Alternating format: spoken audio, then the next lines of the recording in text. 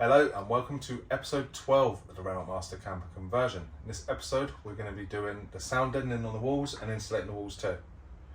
We're going to be using two different products as mentioned in my previous video. One being a non-branded roll, which is about 4 or 5 meters long by 50 centimeters wide. So you can get quite a few sheets out of one roll. And if you want bigger areas then you can cut bigger squares, but we've cut these squares the same size as the Silent Coat, which is the leading market product. As you can see already, it's very rigid. It's a lot more expensive than this one, but it is a better product. So if we tap the wall, it has made a massive difference compared to when you hear this side, which has got nothing on it. We compare it now to the non-branded, and straight away the Silent Coat is better, but let's try on a panel with nothing on it. And that is a lot louder than both of them. So both products work okay. This obviously works better, but it's more than double expensive, I think, than this one. I haven't worked out how many sheets I can get out of there, this square meterage or whatever it is. So I don't know the exact, but I know it's a lot more difference in the price. But it depends on how quiet.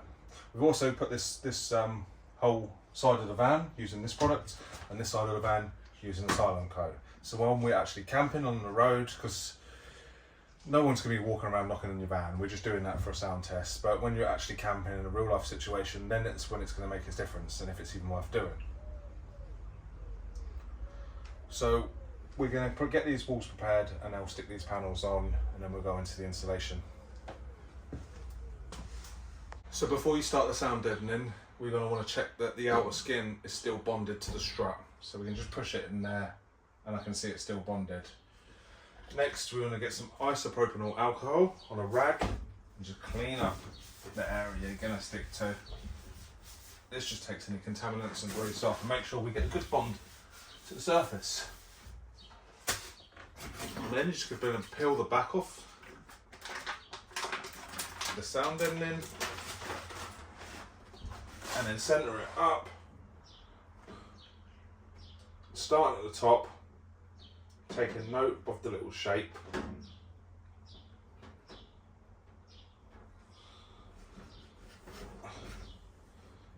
Just make sure you get it into that shape there before you stick the bottom, otherwise you're going to get an air bubble behind it, and then you can just push it down, and then you can use a roller to roll it out. Very simple job.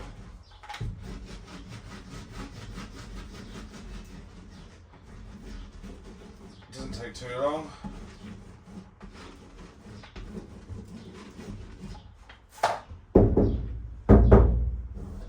That makes a difference already.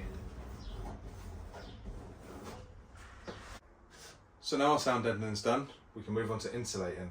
I'm using a sheep's wool. The reason I'm using this is because I previously said that I'm doing vented insulation. So the sheep's wool is obviously natural, so it's environmentally friendly. It's not itchy like fiberglass. I haven't tried the recycled bottle plastic, which I know is popular between camper builds, but I'm going for this because I've seen too many videos of condensation trapped behind the moisture barrier. It's a bit more expensive, this stuff, but it's breathable and it can hold up to 30% moisture. So if there is any moisture getting into these cavities, it's going to be absorbed by the sheep's wool, and then it'll be released naturally through the vents that I put in. So it's easy to fit. You just tear it to length. It comes with a roll. Tear it down. If you need to tear it to width, then the bits you tear off, you can stuff into these cavities. I've already done this one, and I've already torn down my insulation. This is a 75mm one. These cavities here are 125mm, so I've got a 75mm and a 50. So I'm going to put the 50 over the top, and then the walls get thinner as they go up. So some parts are 75mm and some parts are 50mm. So I should have enough to do all the parts to the right depth. So that's pretty simple. It's as easy as that. Just get it in there. I'm doing this as I go because I don't want to leave it in there while it's open like that. If I need to pass any services, cables or whatever through, I'm going to have to remove it. I don't need them behind here. They're all going to be coming through this cavity here anyway, because this is where the water heaters go in, so everything can be surface mounted in here. because it's in a cupboard. And that's that. Now that the insulation is done here, I can fit the panel. I'm just using the old one because it's behind the kitchen worktops, and it's already the right shape. I've cut a hole in the bottom there, which is right where the plug is for the light on the side.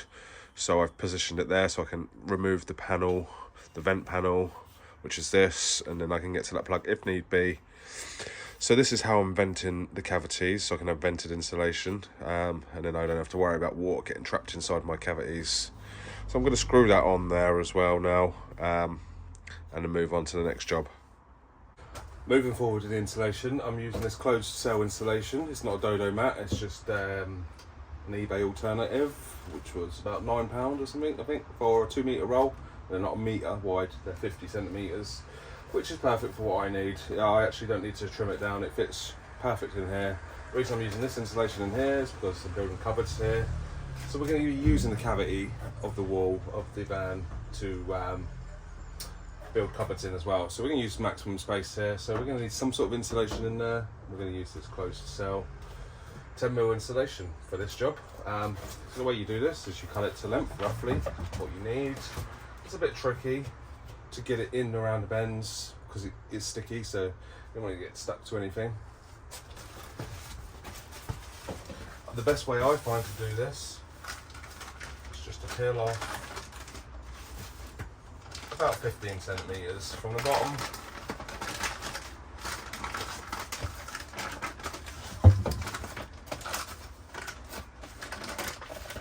This bit here, we don't want to peel off, goes around the corner.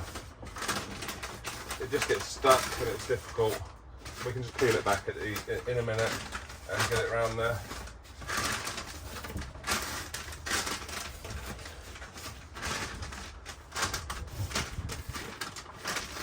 Once you've peeled enough, it's not going to get stuck to everything. You're just going to be careful to try and line it up and get it in the right place and then stick it on.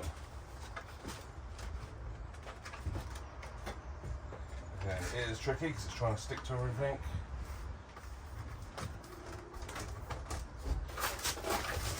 You might need to pull it off. It does rip it a bit, but just adjust it to get it where you want it.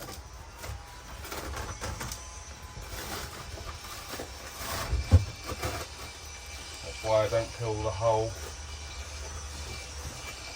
layer off the back. Once you've got one bit stuck, it's kind of positions it where it's going to go.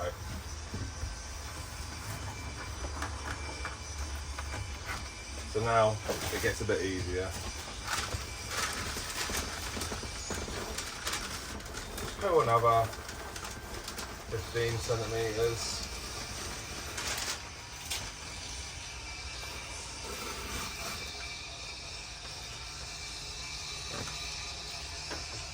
Also using scissors to cut it. I was actually looking for my knife, but I spotted my scissors straight away.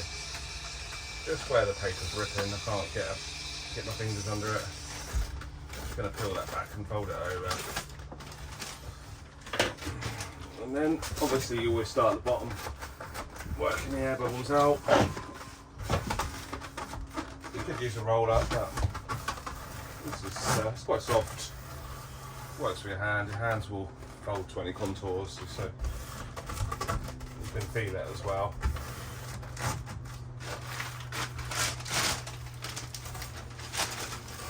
So now we want to get another 15 centimetres, just leaving us that bit there.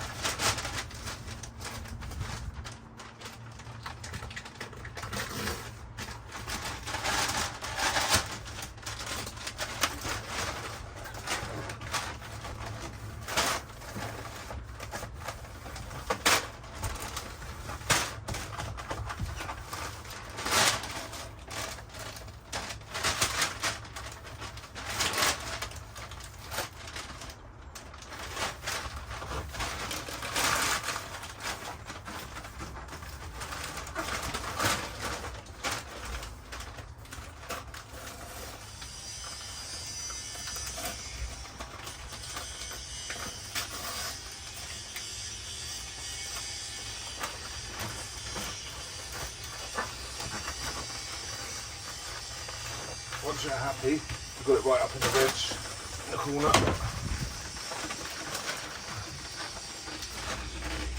Then you just peel that off, that final bit. Like I said, it works perfectly for where I wanted it.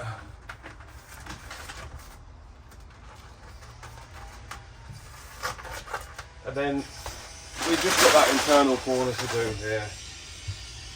So we can take off the final bit now.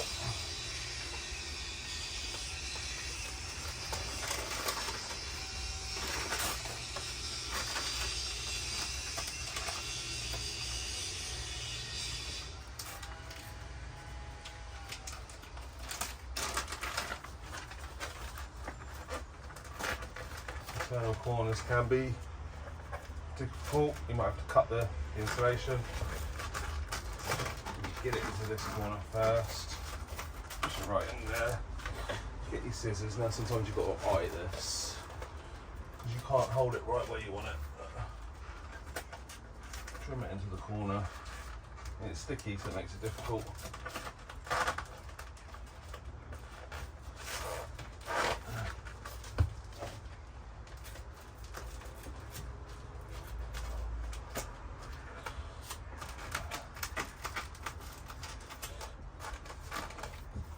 I'm going to put boxing over that, so I'll just trim that bit off when I'm ready.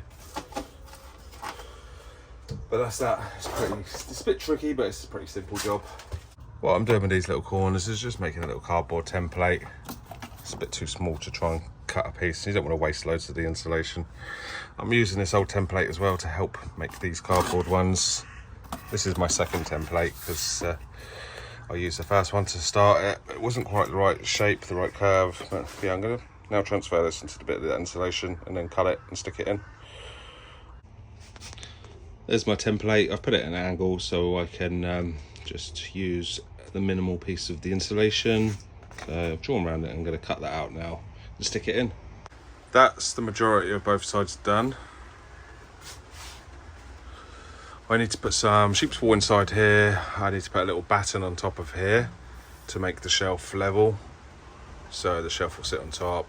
And then once the batten's on, I can put the foil across here.